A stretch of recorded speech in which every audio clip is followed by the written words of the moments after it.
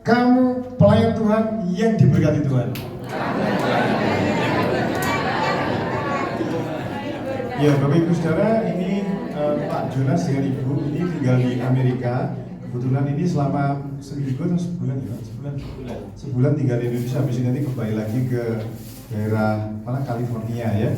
Dan ini kita kesempatan emas untuk mendapatkan berkat-berkat yang Tuhan percayakan kepada Pak Jonas, sehingga membekali kita tidak menjadi pelayan-pelayan yang ngeluyu, gampang putus asa, gampang mandek, ngelongkro, tetapi tetap semangat berkobar-kobar ya. Amin. Selanjutnya saya serahkan kepada Pak Jonas. Mari Pak Jonas.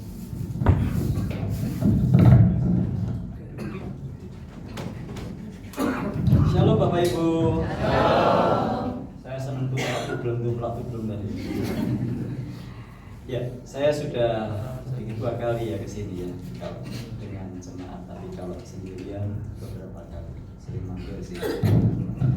Baik, Bapak Ibu, kita akan buka firman Tuhan dari Efesus pasal 2 ayat 10. Efesus pasal 2 ayat 10, harusnya ini jadi ayat hafalan bagi kita semua. Kalau belum hafal, saya minta kita menghafalkan, hafal luar kepala. Efesus 2 ayat yang ke-10.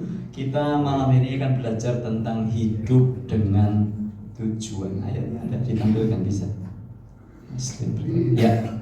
Mari kita baca sama-sama Bapak Ibu. 1, 2, 3. Karena kita ini buatan Allah, diciptakan dalam Kristus Yesus untuk melakukan pekerjaan baik yang telah dipersiapkan Allah sebelumnya.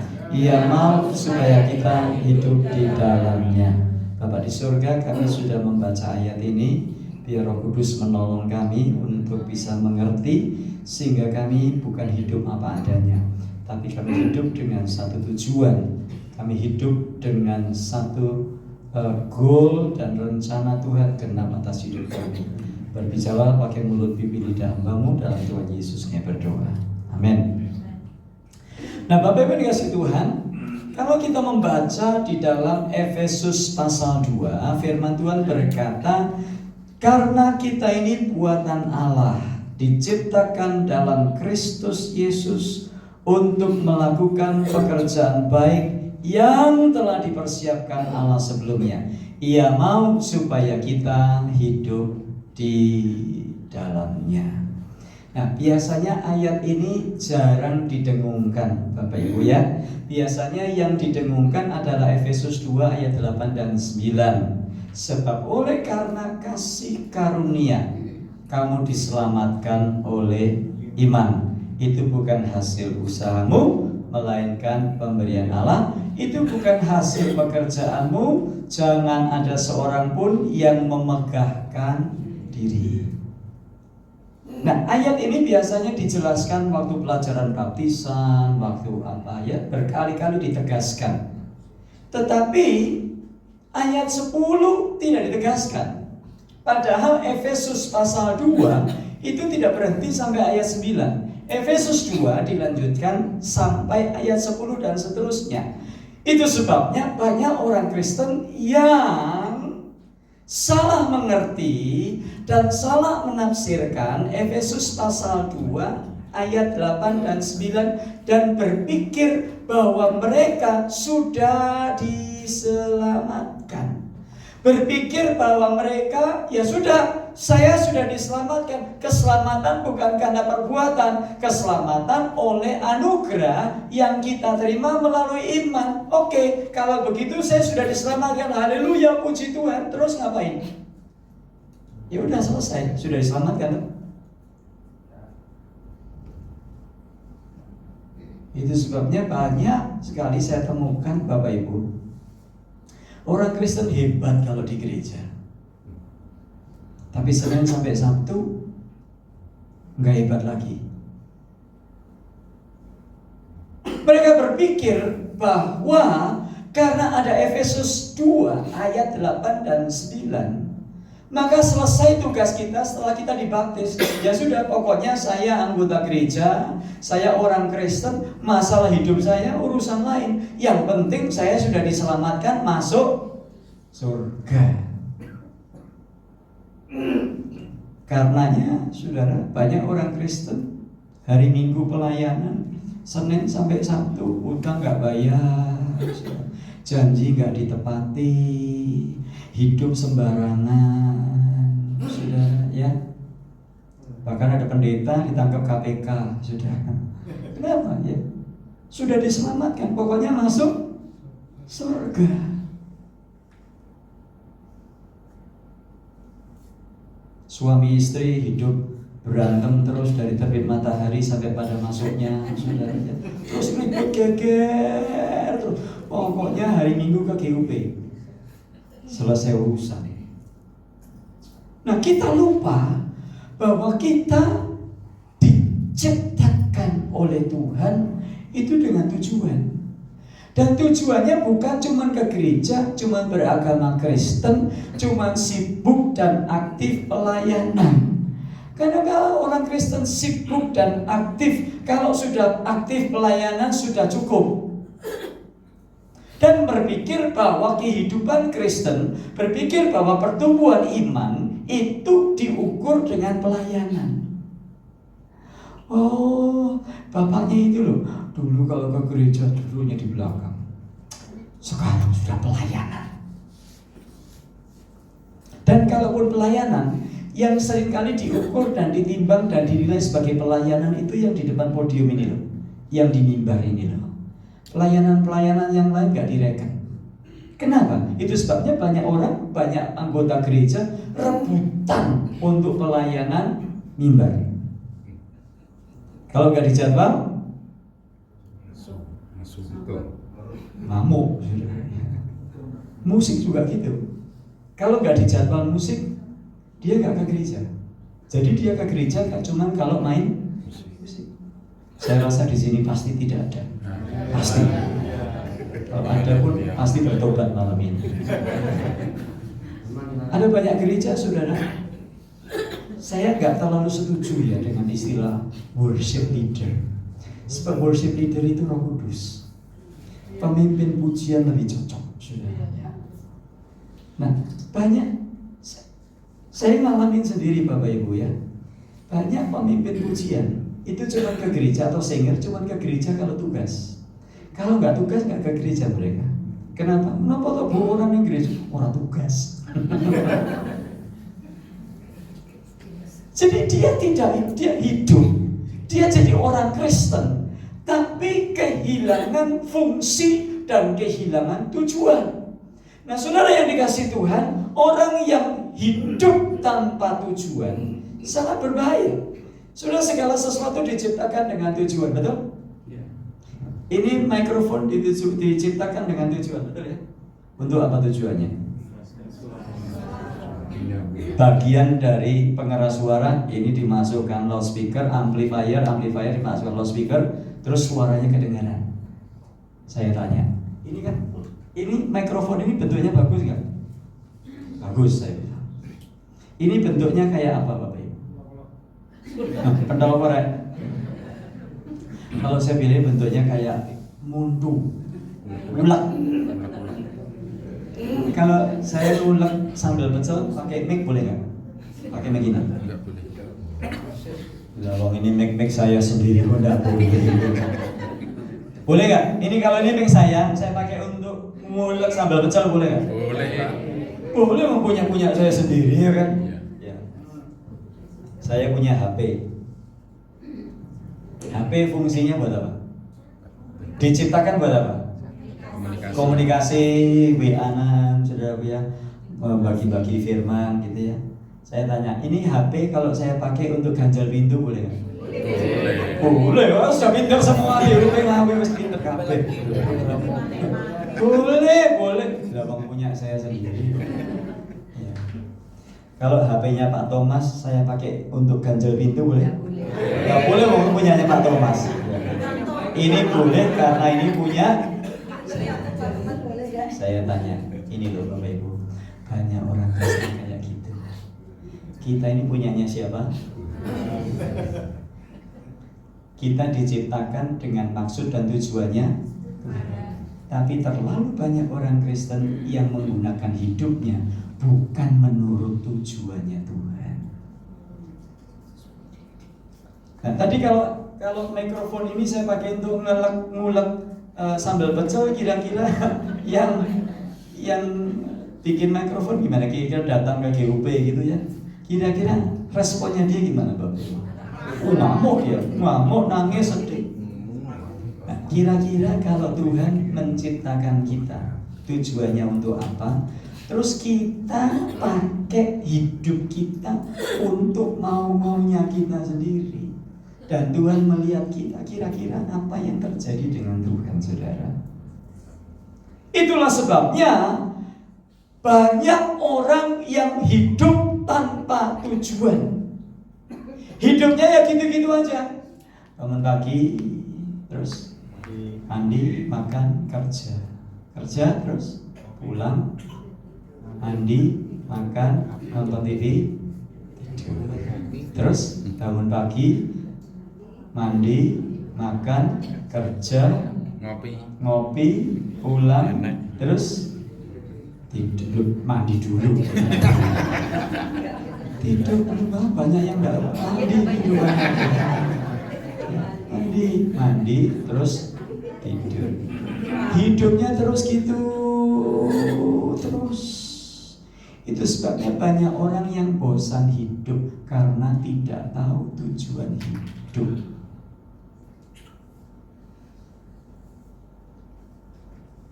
Bapak Ibu, tujuan hidupnya apa? Ada yang jawab? Pak Thomas. Pak Thomas ini adik kelas saya, saudara. Gimana Pak Thomas?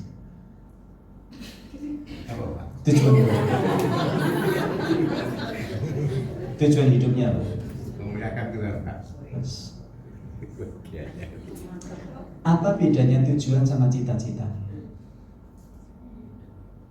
Apa bedanya tujuan sama cita-cita? Banyak orang ditanya tujuan, jawabnya cita-cita. Saya tanya orang di Amerika, Bapak Ibu, Bu, Bapak, tujuan hidupnya apa? Ya saya nyenangkan anak-anak lah, ya besarkan anak-anak. Terus kalau anak sudah jadi, yang sudah jadi ini jadi itu, ya sudah lah. Itu bukan tujuan, itu cita-cita. Pak, tujuan hidupnya apa? Ada orang Indonesia di Amerika ditanya, Pak, tujuan hidupnya apa? Oh Pak Pendeta, saya mau kerja banyak-banyak, punya duit banyak-banyak, kumpul duit, saya pulang, saya tinggal di desa, tinggal di kampung, saya beli tanah 1 hektar, saya pelihara sapi, saya pelihara ayam, sapinya saya dapatkan susunya, ayamnya saya dapatkan telurnya, terus saya punya mobil jeep di sana, saya punya sopir, saya punya pembantu, saya menikmati hari tua saya di sana. Itu bukan tujuan, itu cita-cita. Setiap orang punya cita-cita, tapi setiap orang juga harus punya tujuan. Apa bedanya tujuan dan cita-cita? Cita-cita adalah sesuatu yang kita capai nanti. Tujuan adalah sesuatu yang bisa kita capai sekarang. Saudara, Rasul Paulus 2 Timotius pasal 4. Kalau kita membaca di sana ayat 2 dan seterusnya, Paulus berkata, aku telah mengakhiri pertandingan dengan baik, dan aku telah mencapai garis akhir, dan aku telah menjadi pemenang. Saya tanya, Paulus sudah mati belum? Belum. Ayat itu seringkali dikhotbahkan untuk kematian, saudara ya. Apa itu pakai bahasa Inggrisnya finishing well. Saya jarang mendengar orang mengkhotbahkan ini untuk orang hidup. Selalu khotbahnya khotbah kematian. Orangnya sudah mati, terus baru dibilang finishing well. Aku telah menyelesaikan pertandingan dengan baik. Saudara, jangan menerapkan ayat itu nanti kalau kita sudah mati. Selagi kita masih hidup, kita harus finishing well. Bapak Ibu yang hidup sebagai pengemudi, sebagai driver, engkau harus menyelesaikan pertandingan dengan baik selagi kita masih hidup. Bukan nanti kalau kita sudah mati baru pendetanya khotbah finishing well. Enggak. Sekarang pun selagi kita masih hidup, kita bisa finishing well. Artinya apa? Kalau kita mengerti tujuan itu dan kita mencapai tujuan itu, maka itulah yang disebut sebagai finish well. Nah saudara, apa yang terjadi kalau manusia hidup tetapi tidak mengenal tujuan. Ada banyak orang berpikir hidup itu tujuannya untuk makan. Yang benar makan mana? Hidup untuk makan atau makan untuk hidup? Hidup untuk makan. Hidup untuk makan. Makan untuk hidup atau hidup untuk makan? Nah, terus hidup untuk apa? Makanan. Kan balik. Apa bedanya sih makan untuk hidup dan hidup untuk makan itu apa? Kalau hidup untuk makan, ini pikirannya makan, kuliner terus. Hidup untuk makan. Kepuasannya hanya kalau dia makan untuk hidup apa? Dia makan supaya dia bisa hidup. Tetapi hidupnya bukan untuk makan. Nah, saudara yang dikasih Tuhan, bahkan lebih parah lagi, ada orang yang hidup untuk memuaskan nafsu. Saudara, kalau kita lihat bintang-bintang film Korea itu, K-pop, saudara, ngeri loh itu saya bilang. Mereka itu ketenaran punya, harta punya, wajah cantik punya, ganteng punya, walaupun dioperasi. Tapi mereka hidup tanpa tujuan.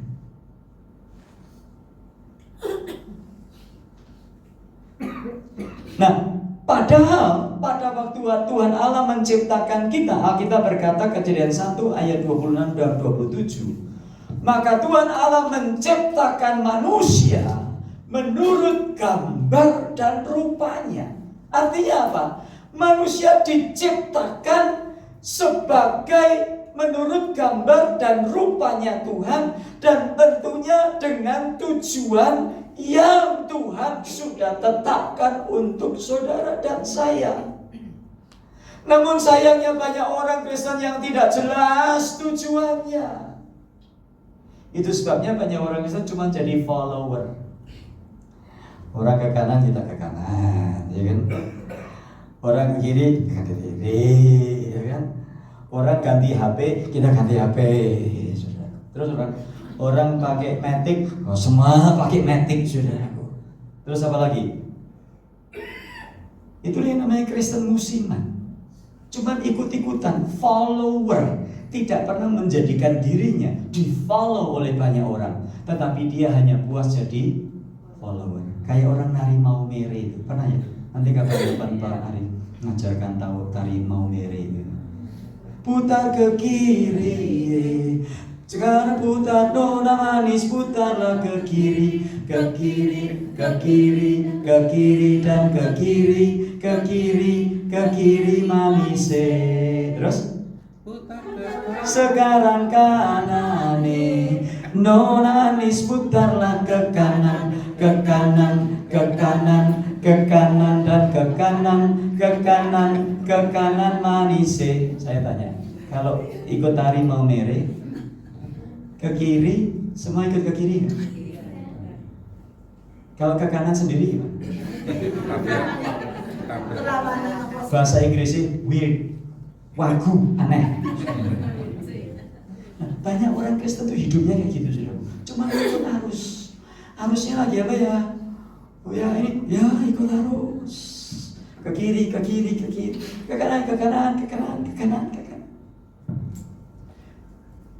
Tidak punya tujuan yang jelas dan tidak menjadikan dirinya sebagai pribadi mercusuar sehingga orang melihat dirinya dan orang mengikutinya.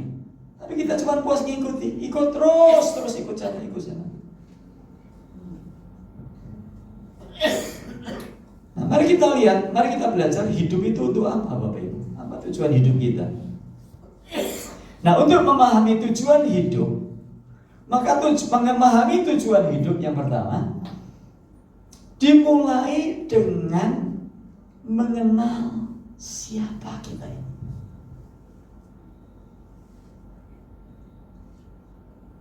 Alkitab berkata karena kita ini buatan Allah.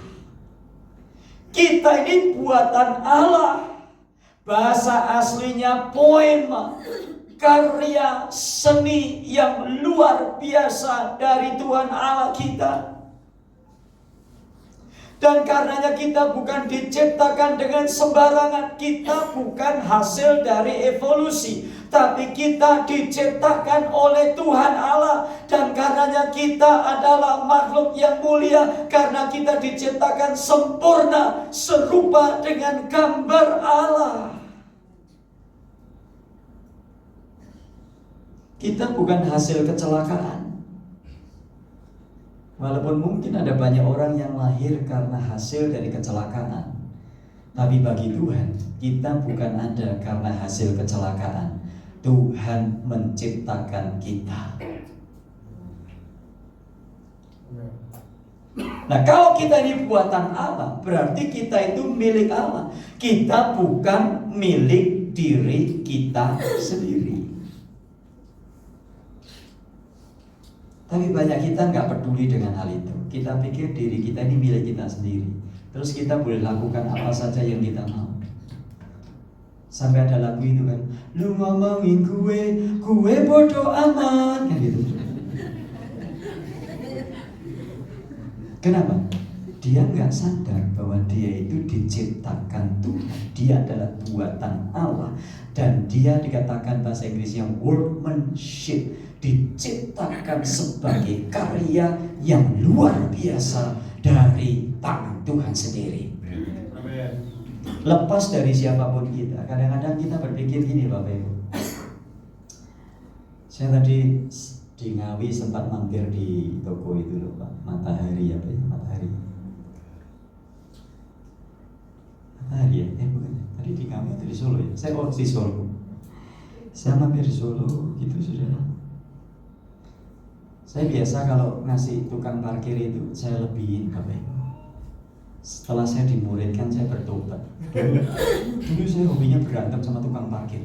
Gara-gara duit 1.000 itu pegang-pegang keram. Kalau saya ketahuan pendeta kan malu tuh saudara. Hari Minggu khotbah di gereja, hari Senin sampai Sabtu berantem sama tukang parkir cuma gara-gara duit. Jadi saya selama di Indonesia ini saya parkir. Kemarin saya parkir di Salatiga itu. Saya tinggal di Salatiga sebenarnya. Saya parkir. Sudah parkir, bapak tukang parkirnya deketin saya tanya. Saya biasa ngajak ngobrol tukang parkir. Pak ramai. Mboten kok sepi nih. Lan kok sepi pripun? Lah kula niki mung anyar sak kotak niki dibagi loro niku. Wong ngaten niku niku setorane larang 20.000 katanya.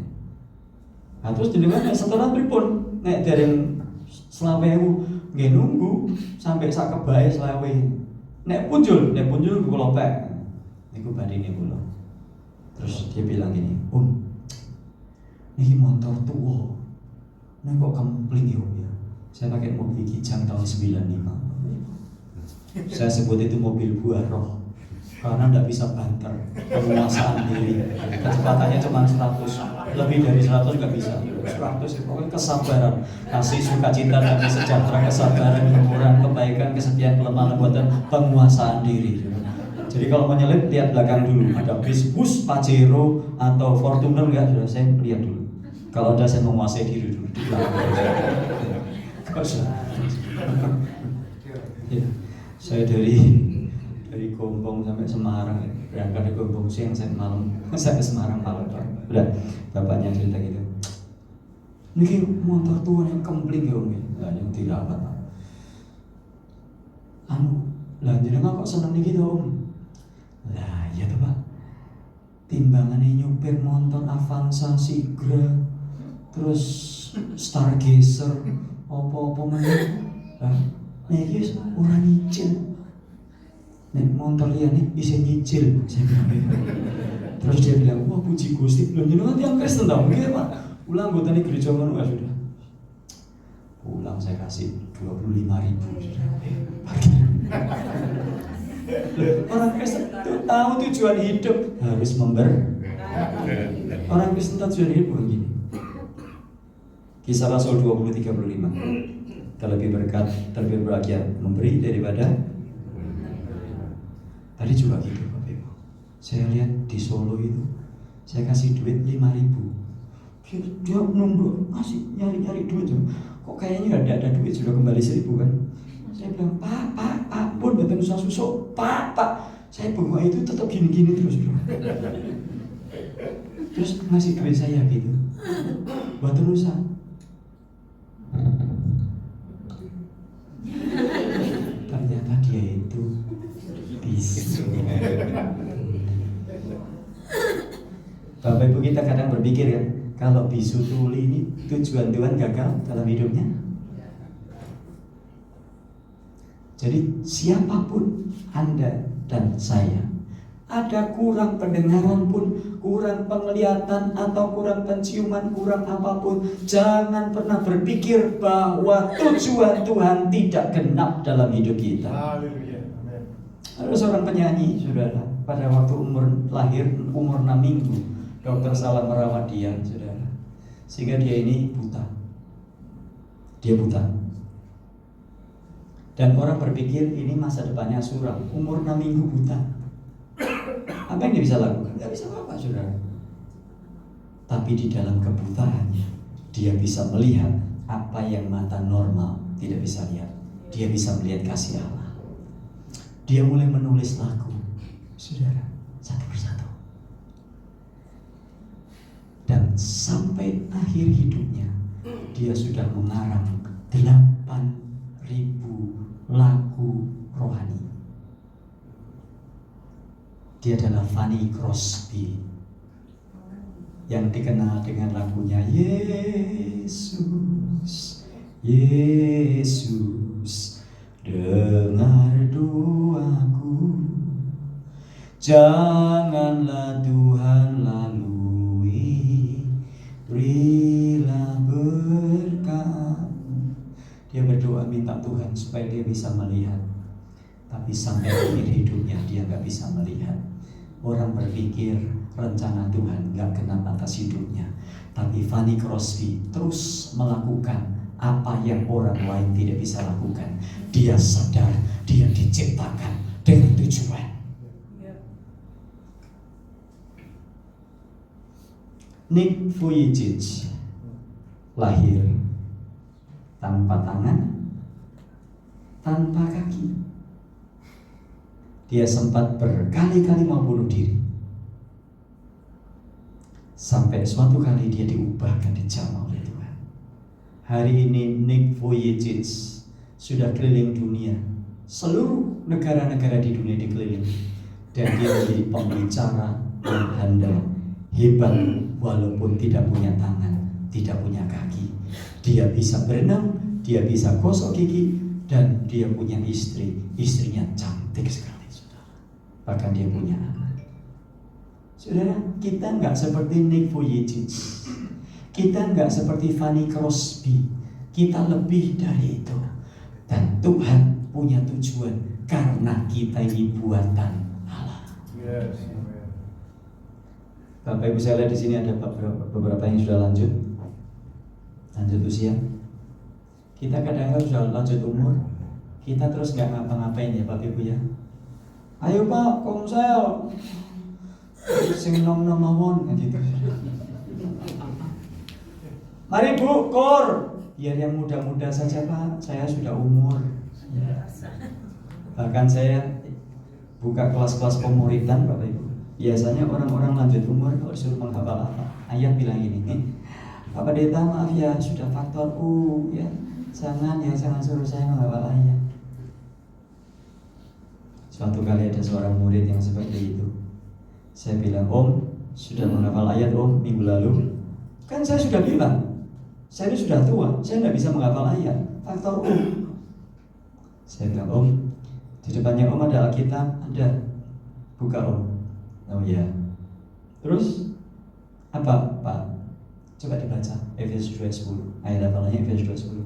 Karena kita ini buatan Allah diciptakan dalam Kristus Yesus untuk melakukan pekerjaan baik yang telah dipersiapkan Allah sebelumnya. Ia mau sebagai kita bilang. Udah Om, sudah baca ya Om ya? Ya. Sekarang coba Om merem. Ya. Karena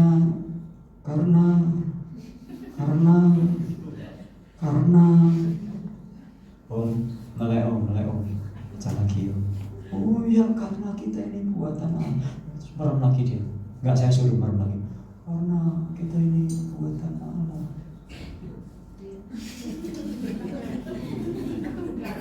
Lupa, buka lagi Ulangi lagi, karena kita ini buatan Allah, diciptakan dalam Kristus Yesus untuk melakukan pekerjaan baik yang telah dipersiapkan Allah sebelumnya. Dia mau supaya kita hidup di dalamnya. Kaget saya. Om bisa kan? Iya bisa ya. Kenapa Om bilang gak bisa? Karena Om sudah tanamkan di hati faktor U, sehingga Om betul-betul tidak bisa. Mulai hari itu dia menghafal ayat. Saya belajar ngajarin orang menghafal ayat. Harus bisa. Karena firman Allah itu hidup dan kuat. Ia lebih tajam dari pedang bermata dua manapun. Ia menusuk sampai dalam, memisahkan sendi-sendi dari sumsumnya, memisahkan jiwa dari roh. Ia sanggup membedakan pertimbangan dan pikiran hati manusia. Ibrani 4 ayat 12. Harus hafal, saudara. Sebab orang Kristen kalau nggak hafal Alkitab terus yang kita hafal apa? Ada orang bilang hafal ayat susah Pak Pendeta. Ngapal utang orang lain aja hafal kok. Sampai koma-komanya, sensenya itu hafal. Hanya masalahnya kita itu sadar nggak kita itu buatan Allah, diciptakan oleh Yesus Kristus. Kita diciptakan dengan tujuan. Dan kalau kita diciptakan oleh Allah, kita ini buatan Allah, hidup kita bukan untuk disia-siakan. Hanya orang senang yang ngelamun. Ngelamun itu kenikmatan paling nikmat sedunia. Betul ya? Tapi tahu nggak, kita itu sebenarnya sedang kehilangan banyak waktu. Nanti saya cerita di akhir. Jadi kalau kita ini buatan Allah, kita tidak harus menciptakan tujuan hidup sendiri. Gak usah. Tujuan hidup Bapak Ibu apa? Gak usah cari-cari sendiri. Semuanya ada di dalam Alkitab dan kita tinggal nurut saja dengan tujuan pada waktu Allah menciptakan kita. Ingat HP? HP diciptakan dengan tujuan. Ingat mikrofon? Mikrofon diciptakan dengan tujuan. Ingat kursi? Kursi diciptakan dengan tujuan. Ingat bendera? Bendera diciptakan dengan tujuan. Ingat kamera? Kamera diciptakan dengan tujuan. Apalagi kita, pada waktu kita diciptakan oleh Tuhan Allah, Tuhan Allah menciptakan kita dengan tujuan. Coba katakan samping kanan kirinya, tujuanmu apa?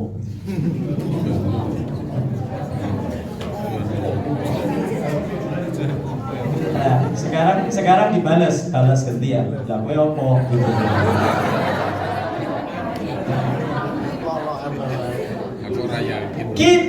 Karena kita ini buatan Allah, karya sucinya Allah. Tujuannya untuk menceritakan tentang karya Allah yang luar biasa, sehingga dunia melihat Kristus di dalam kita, sehingga bumi ini penuh dengan kemuliaannya, sehingga jiwa-jiwa datang bertobat karena melihat Kristus di dalam kita. Itu tujuannya kita diciptakan sebagai karya seni yang luar biasa. Bapak Ibu pernah lihat karya seni?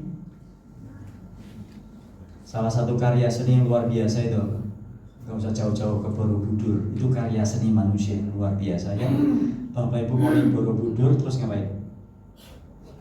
Wih rasa foto kan? Ayo Pak foto, orang usah, orang gelem. Elak nih. Sampai Borobudur foto. Ayo gaya resmi. Bebas. Lebih bebas. Sebebas-bebasnya.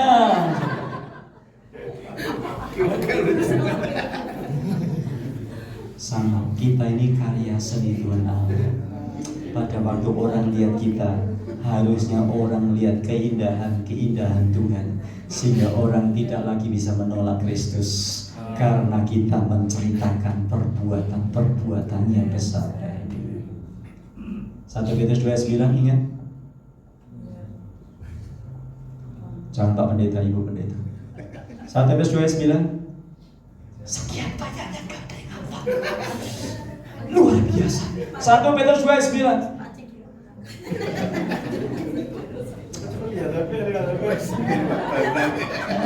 Kamulah bangsa yang terpilih, imamat yang rajani, bangsa yang kudus, umat kepunyaan Allah sendiri. Terus supaya kamu menceritakan perbuatan-perbuatan yang besar dari Dia yang telah memanggil kamu keluar dari kegelapan kepada terangnya yang. Jadi Tuhan menciptakan kita seperti ini, tujuannya apa? Supaya kita bisa menceritakan perbuatan-perbuatan yang besar dari Dia yang telah membawa kita keluar dari kegelapan kepada terangnya yang ajaib. Yang kedua, tadi dikatakan karena kita ini buatan Allah. Terus yang kedua, diciptakan dalam Kristus Yesus. Nah, ini kalimat ini nggak gampang Bapak Ibu. Saya baca ayat ini juga putar, saya terus belajar apa ya maksudnya diciptakan dalam Kristus Yesus. Nah, saya temukan dari terjemahan Firman Allah yang hidup sedikit memberikan clue. Dikatakan Allah sendirilah yang menjadikan keadaan kita seperti sekarang ini dan memberikan kepada kita hidup baru dari Kristus Yesus.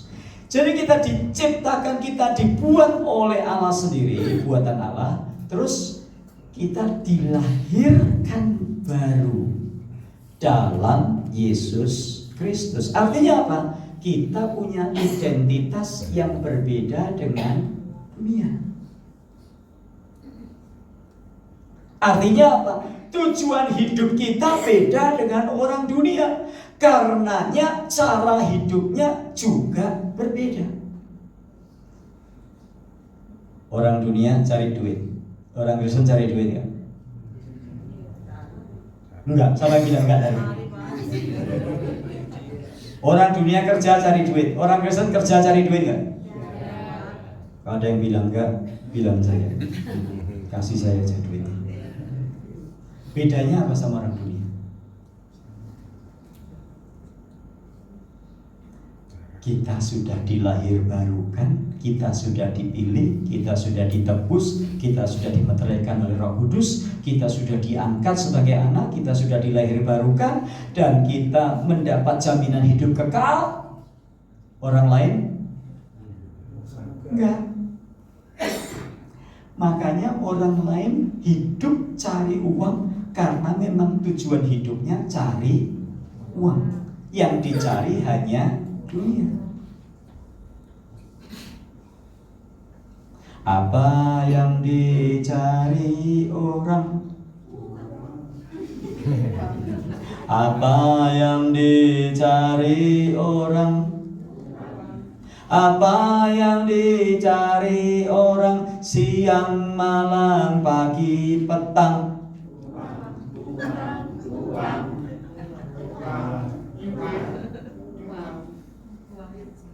Setelah punya banyak uang, namanya dia disebut sebagai beruang.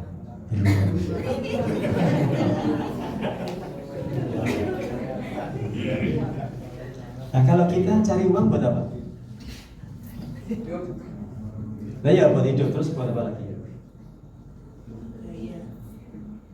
Gaya. Kita cari uang untuk apa? Ngopi, siapa lagi? Lah cuma ngopi buat makan itu nggak beda sama mereka, saudara. Kita identitas baru, pribadi yang sudah ditebus. Jadi pada waktu kita cari uang, orang dunia juga cari uang. Bedanya di mana? Uang bukan tujuan. Uang adalah alat supaya dengan uang kita bisa memuliakan Tuhan.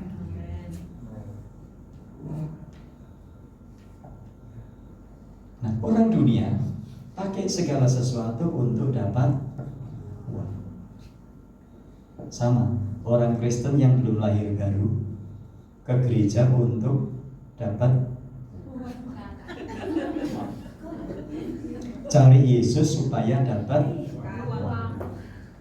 WA status tiap hari berkat,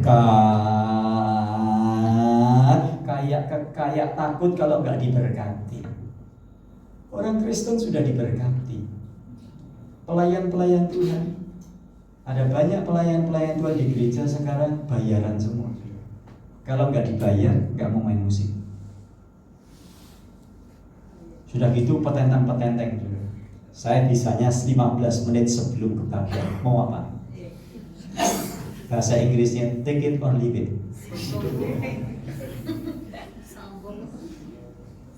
Loh. Bapak Ibu, pelayan-pelayan Tuhan itu sudah dibayar belum sih? Banyak kita lupa 1 Korintus 6 ayat 19 dan 20. Kita itu sudah dibayar. Bayarnya di muka. Pemainnya Ahmad Dhani, saya kemarin satu pesawat sama dramanya Ahmad Dhani Dewa sudah. Istrinya direkam, nggak usah. Satu pesawat sama pemain musiknya Ahmad Dhani. Saya tanya, pemain musik Ahmad Dhani dibayar nggak? Bayar. Kalau nggak dibayar mau nggak? Nggak mau. Kalau pemain musik gereja nggak dibayar mau nggak? Mau. Kenapa?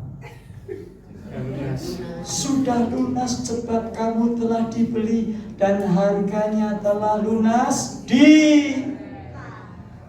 Jadi jangan pelayanan dikit-dikit duit.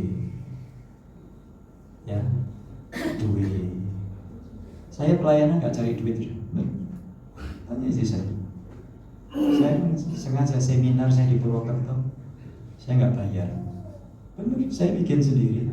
Sewa hotel saya bayar sendiri. Kenapa?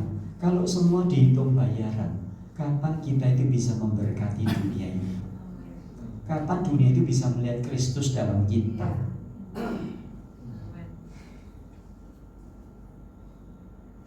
Ada perwira di Kapernaum datang kepada Tuhan Yesus minta supaya apa? Anaknya hambanya yang sakit itu, namanya ya. Terus Tuhan Yesus bilang apa? PK-nya berapa? PK itu persembahan kasih, love gift itu loh. Pokoknya kita ada bingung semua tuh. Tuhan Yesus bilang kolektor dulu gitu. Tuhan Yesus bilang kolektor dulu gitu.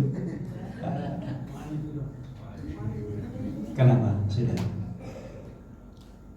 Kalau kita sudah menerima keselamatan dari Tuhan, tidak selayaknya kita itu nuntut. Ada jemaat di Salatiga WA ke saya, aduh, tahun ini pahit katanya. Loh, kenapa sih kok pahit? Mosok gereja. Ya, tahun lalu masih lumayan, hadiah botol. Natalan hadiah botol masih lumayan. Tahun ini orang hadiah belas. Lah kowe iki boleh botol atau boleh Tuhan Yesus. Ini mentalitas yang harus dibuang dalam hidup kita. Kita harus sadar bahwa kita ini diciptakan dalam Kristus Yesus. Sudah dibayar, sudah. Jalannya juga layak. Jalan semua. Naik motor Yamaha tahun 75, mereka cekang. Diselip sama Honda Beat, tenang. Pasti bayar. Sudah lunas. Naik Toyota Kijang tahun 95, bisa lagi terus Pajero, Avanza, Sigra, Xenia, Avia, Ayla, mobil kok belakangnya A semua. Ayla, Sigra. Saya tenang. Karena pernya atas seperti Kijang sekian. Kenapa? Sudah lunas. Yang situ masih kecil. Kita ini sudah lunas. Tenang. Saudara mau cantik nggak cantik, tenang, sudah lunas.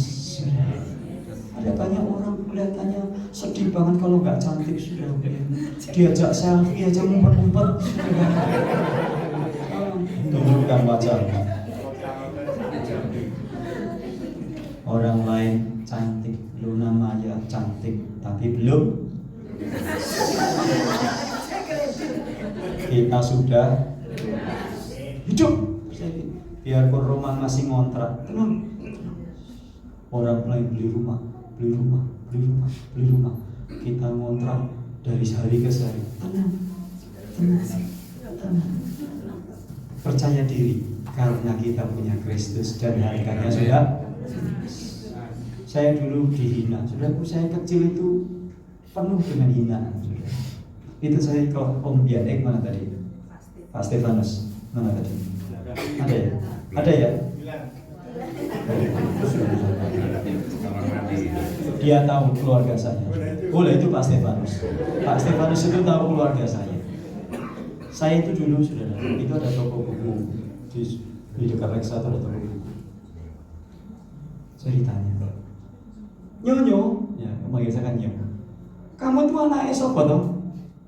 Anaknya Bu Mari. Oh, lah kamu tuh tinggalnya di mana sekarang? Saya di Nanggulan. Lu kok pindah-pindah? Iya tante, tiap tahun pindah. Oh enggak, emang gak punya duit. Pak Stefanus tuh, kok kayak manuk ya? Gitu. Itu kata-kata itu menyakitkan hati, saudara. Kok kayak manuk? Itu menyakitkan hati, saudara. Dan saya nggak pernah protes, saya simpan. Saya renungkan. Kok kayak manuk? Pindah-pindah. Kok kayak manuk? Kalau orang Tionghoa Chinese, show-nya monyet. Kayak manuk.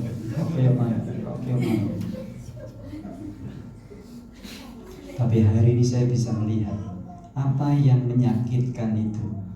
Kata-kata hinaan itu diubah Tuhan menjadi berkat yang luar biasa. Saya sekarang bolak-balik ke Indonesia. Kadang orang bilang, Pak, Indonesia, Amerika kok gak Semarang Solo, Pak? Tidak ada yang hebat dari saya. Tadi saya bilang sama Bu Ella, sama siapa yang di belakang, saya cuma dongkinya Tuhan. Kalau kita dipakai Tuhan, kita nggak usah sombong. Kita nggak beda sama ayam. Ayam pun juga dipakai Tuhan. Ya, saudaraku, sudah terima apa hari ini? Sudah ada yang menghina, ada yang merendahkan saudara.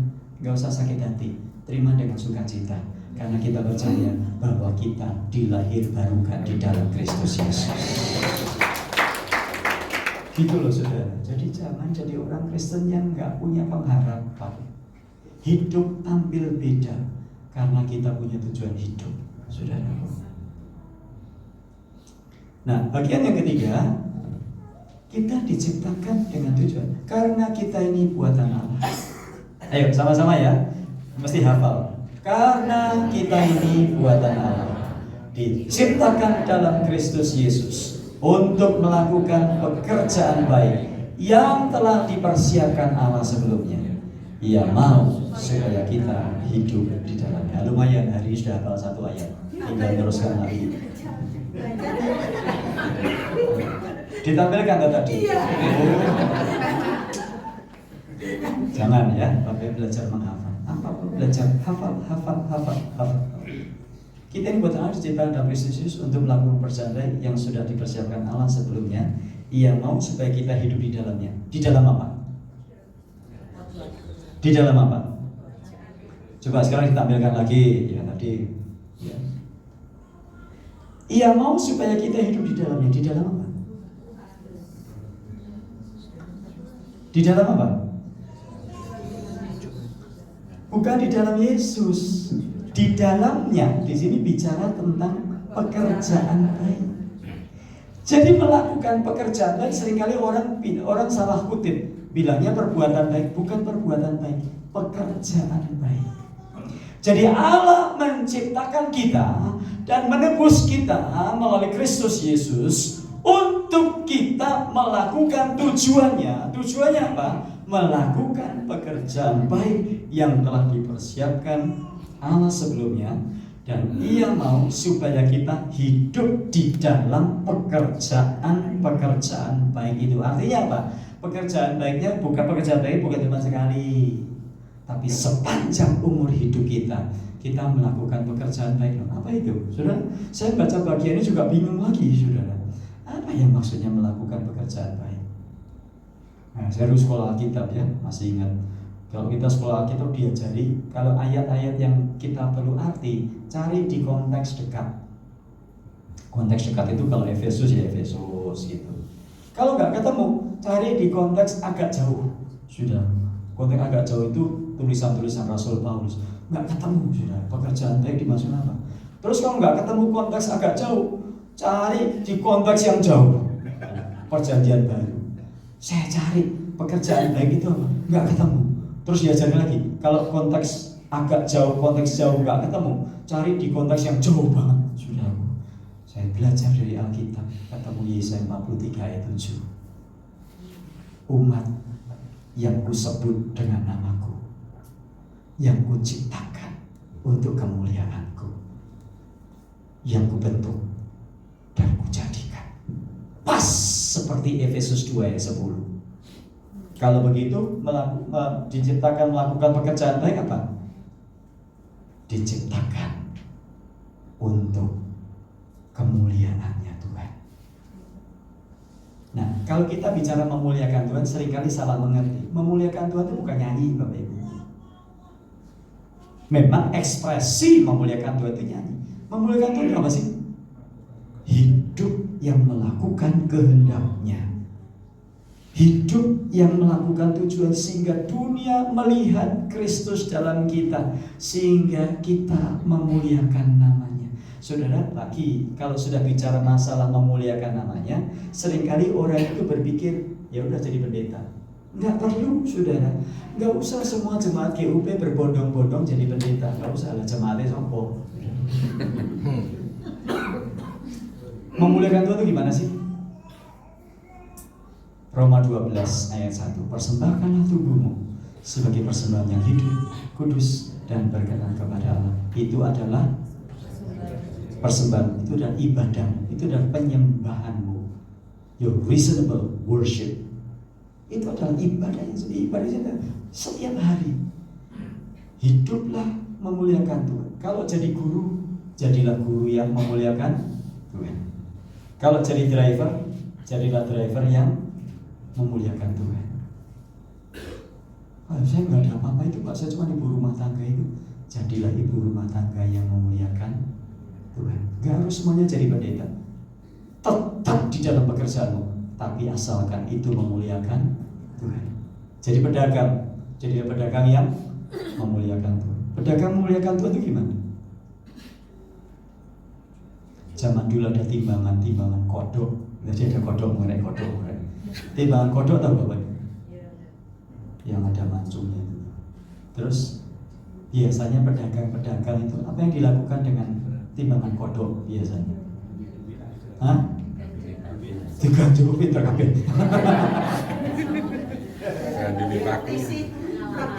Jangankan Bapak Ibu, saya dulu juga gitu.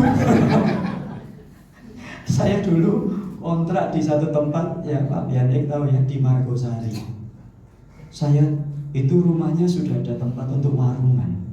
Saya beli minyak tanah, saya beli gula, pasir, ya garam, ya beras, saudaraku. Sama, itu tak kasih bandul, jadi saya ganjel bawahnya saudara. Supaya kalau 1 kilo bukan 1 kilo, tapi 1 kilo kurang 1 on. Ini namanya tidak memuliakan Allah. Karena Amsal berkata, neraca serong adalah kekejian di hadapan Tuhan Allah. Jadilah pedagang yang memuliakan Tuhan. 1 kilo, 1 kilo. Ya kan rugi Pak? Enggak, saudara. Saya punya rekan di Arizona, saudara, negara bagian Arizona. Jual beli mobil. Kalau jual beli mobil di Amerika itu bohong, makin pinter bohongnya, makin banyak cuannya. Dulunya dia bohong-bohong. Setelah dia mengenal arti hidup, dia nggak bohong, dia jujur. Dia tidak bohong, dia jujur dan dia bisa untung. Bahkan sampai hari ini nggak pernah kekurangan. Masa usahanya makin besar, Tuhan buat makin besar karena dia berusaha hidup jujur di hadapan Tuhan. Jadi pedagang yang memuliakan Tuhan. Apalagi Saya nggak ada apa-apa itu Pak. Jadilah warga negara yang memuliakan Tuhan. Warga negara memuliakan Tuhan. Memuliakan Tuhan bukan memuliakan, wah lo tangannya tinggi banget sudah aku melambai-lambai tinggi, lo lompat-lompat di gereja paling tinggi. Enggak. Jadi warga yang memuliakan Tuhan gimana? Kalau naik motor pakai helm. Oh, cuma ke Indomaret juga Pak, deket kok Pak. Memang ada peraturan lalu lintas kalau ke Indomaret nggak pakai helm. Ini udah mulai dari yang kecil-kecil, banyak orang Kristen ya. Kalau di gereja hebat luar biasa, tapi begitu di luar gereja hidupnya sembarangan. Mulai yang kecil-kecil, saudara. Saya dulu kalau naik pesawat, saudara, kok pesawat luar negeri itu dikasih selimut. Ya. Dulu kalau dikasih sendok mesti amblas tak bawa pulang. Selimut juga amblas tak bawa pulang. Atau kalau pakai selimut mau turun itu ya sudah lempar aja sudah. Udah bayar kan? Pikir saya sudah bayar. Sampai satu hari Tuhan ngajar saya lewat orang Filipina di sebelah saya. Itu kan kalau mau turun diumumkan 1 jam lagi pesawat akan mendarat. Ya, kalau mau pakai kamar kecil silakan pakai. Setelah itu tutup. Ini orang Filipina ini selimut tuh dilipetin semua sih. Loh, lah kok dilipetin ya? Terus turun itu selimut rapi, bantal rapi sudah. Saya malu sudah. Saya tuh hamba Tuhan kok kayak gini ya sudah. Mulai hari itu sampai kemarin itu sudah saya naik pesawat turun rapi semua sudah. Hidup dengan tujuan. Sampai sekarang kalau masuk hotel kan rapi itu. Kalau keluar hotel gimana? Berantakan semua selimut udah kalau sampah di mana-mana. Waduh, air main bercucuran di mana? Kenapa? Karena kita pikir kita sudah enggak. Mulai saya sudah bertobat sudah. Sekarang kalau tidur di hotel dimanapun datang rapi, keluar rapi. Ya kita bukan harus rapi-rapi banget, tapi yang penting rapi. Kenapa? Hidup dengan tujuan untuk memuliakan Allah. Jadi apa lagi saudara? Bengkel, jadi pengusaha, jadi ibu rumah tangga, jadi pelajar yang memuliakan Tuhan. Apapun yang kita lakukan, biarlah kita lakukan yang terbaik untuk memuliakan Tuhan. Saya mau ke Indonesia, kelas pemuritan saya libur 2 bulan karena saya di Indonesia. Tapi saya kasih PR kelas pemuritan. PR-nya gini, sharing perubahan hidup. Saya kemarin juga gitu. Saya kemarin ada reuni gereja di Salatiga. Saya dikasih tugas memimpin pujian, dikasih kaos seragam. Tulisan-tulisan reuni XGP juara, Unity to bless. Saya pakai, saya mimpin pujian. Selesai kebaktian itu ada yang gini saudara. Kamu itu loh pakai kaos kok kayak pakai rok. Nah, itu kan kaos yang masih panitia sudah. Udah. Terus saya sudah pulang tuh dia kumpulkan. Nah, dia dulu sama-sama saya mimpin pujian, dia juga mimpin pujian. Mungkin dia kepengen mimpin pujian tapi panitia nyuruhnya saya gitu. Terus dia gitu, dia ngumpul Pak. Tadi tuh ya Pak Yonas itu ya, mimpin pujian kok matanya merem terus ya. Nah, puji Tuhan, istri saya tuh ngerekam saudara. Saya tanya, lihat rekamannya. Aku orang merem terus. Dan memang lagunya bahwa Tuhan juga gunung batuku. Ya memang merem saudara. Tapi kalau betapa indahnya, betapa eloknya bila saudara seiman hidup dalam kesatuan. Lah itu namanya ngawur. Tapi kan saya merem karena menjiwai. Saya sudah tong begitu sampai sini. Begitu ada yang laporan itu sudah mau tak labrak. Sudah sampai di sini. Tapi saya ingat Filipi 2 ayat 5-11. Hendaklah kamu dalam hidupmu bersama menaruh pikiran dan perasaan yang tidak dapat juga dalam Kristus Yesus, yang walaupun dalam rupa Allah tidak mengambil kesalahan dengan lain sebagai beliau dipertahankan, melainkan ia telah mengosongkan dirinya dan mengambil rupa seorang hamba dan menjadi sama dengan manusia. Dan dalam hidupnya sebagai manusia ia telah taat bahkan tak sampai mati kayu salib. Itu sebabnya Allah telah memberikan kepadanya nama di atas segala nama, supaya setiap mulut betul dan dia mengaku bahwa Yesus adalah Tuhan. Saya itu mau berangkat ke Indonesia itu saya bikin status di WA. Saya bikin status, I am nothing. Saya tulis reminder, I am nothing. Aku bukan siapa-siapa. Pada waktu itu dong gitu. Itu status WA saya itu nongol. I am nothing. Iya. Nah aku I am nothing kenapa ngamuk-ngamuk ya kan?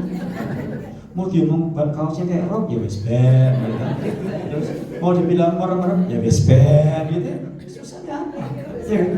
Oh kita kan bukan siapa-siapa, biar Yesus yang dimuliakan. Saya punya filosofi hidup gitu. I am nothing. Don't try to be something, and let Jesus be the everything. If you try to be something, you'll be disappointed. Kalau kita mencoba untuk jadi karena jadi pendeta juga gitu loh, terkenal, pelayanan di mana-mana. Ya, kadang-kadang sombongnya ini muncul. Jadi pada waktu kita ada diperlakukan orang lain, kadang-kadang pernya itu kena. Kenapa orang tersinggung? Kenapa orang tersinggung? Di sini ada juga tersinggung, tolong katakan. Kenapa orang tersinggung? Dikit-dikit tersinggung. Kenapa? Karena dia merasa sebagai something. But if you are nothing, you will never be tersinggung, offended, bahasa Inggrisnya. Saudara, coba suami istri juga gitu. Suami, kamu kok nggak kawin sama saya kere. Istri juga gitu kan. Kamu rumah udah ada saya, tidur di karpet, kamu nggak tidur di tempat tidur, ya. Orang ribut-ribut rumah tangga itu kenapa? Karena kita merasa something. Tapi coba suami istri merasa nothing.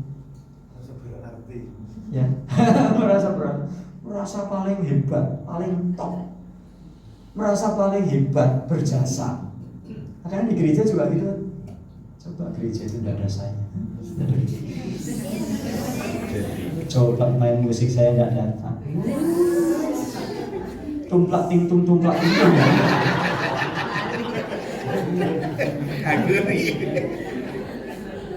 Jangan pernah merasa seperti itu. Biar Tuhan Yesus yang dimuliakan dan biar Dia yang menerima segala kemuliaan. Kita hanya alat-alat sederhana di dalam tangannya. Kalau bukan karena Tuhan, kita itu nggak ada apa-apanya.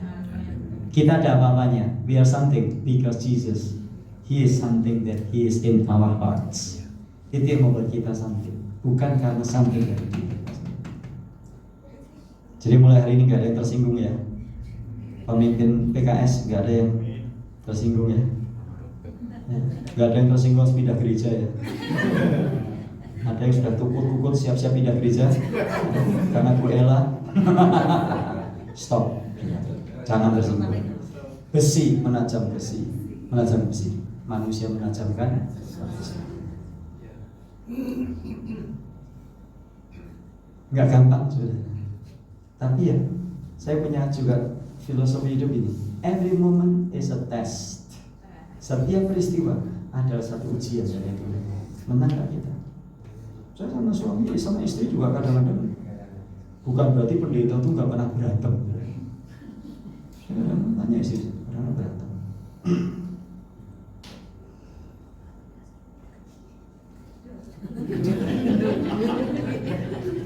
Punya tujuan hidup, amin. GUP Ngawi punya tujuan hidup, PKS punya tujuan hidup, jemaat punya tujuan hidup. Tujuan hidup yang memuliakan Tuhan. Kalau tujuan hidup memuliakan Tuhan, bukan diri kita yang dimuliakan, tapi biarnya nama Tuhan Yesus dimuliakan. Mari kita tunduk. Bisa nggak nyanyi lagu satu, di hadapan hadiratmu ya Bapa itu? Cek, bisa. datang dengan penuh kerinduan di hadapan hadirat-Mu ya Bapa. Ini lagu lama sekali. Segala keangkuhanmu, segala keangkuhanku hilang. Saya tahu saya juga. Mari kita berdiri Bapak Ibu ya. Di hadapan hadirat-Mu ya Bapa, ku datang dengan penuh kerinduan. Di hadapan hadirat-Mu ya Bapa, segala keangkuhanku hilang. Ku sembahkan ya Bapa, ku sembahkan ya Tuhan, ku tinggikan nama-Mu Yesus dalam hidupku selalu.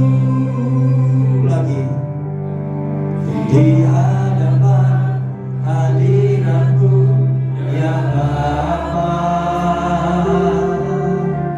ku datang dengan penuh kerinduan. Di hadapan hadirat-Mu ya Bapa, segala keangkuhanku hilang. Ku sembahkan ya Bapa, ku sembahkan ya Tuhan, ku tinggikan nama-Mu Yesus dalam hidupku selalu. Saudara yang dikasih Tuhan, kalau tujuan hidup kita jelas, Ya. maka kita tidak akan hidup biasa-biasa saja. Saya tadinya jadi pendeta yang kadang-kadang frustrasi, kadang-kadang kecewa. Sampai saya belajar tentang arti dan tujuan hidup ini. Saya katakan, Tuhan, saya nggak mau jadi pendeta biasa-biasa saja. Saya mau lakukan, bukan hanya ikut-ikut orang. Ya. Tapi saya mau, Tuhan, saya lakukan sesuatu yang terbaik. Ya.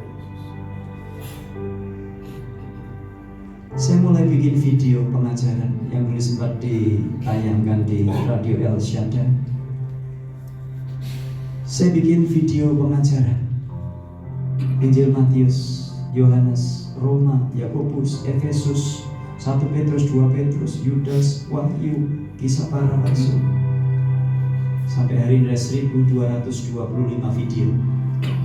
Dan saya tidak akan berhenti. Kalau Fanny Crosby bisa 8.000 lagu, saya katakan, Tuhan,